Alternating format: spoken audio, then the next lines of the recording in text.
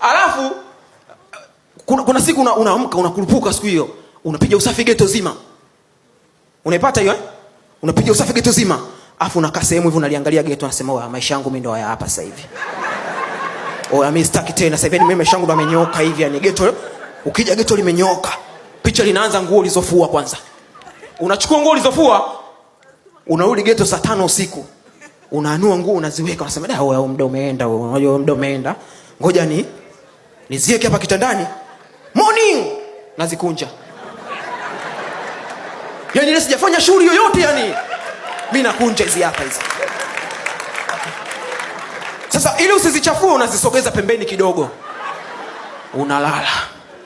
Monie unakurupuka saa 4 unasema aya. Niko na kimeo cha kwenda afu sijakimalizia ujue.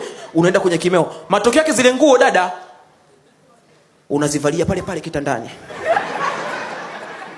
Zitakuwa zinapishana tu, zinatoka kitandani zikiwa chafu zinatupiwa mvunguni.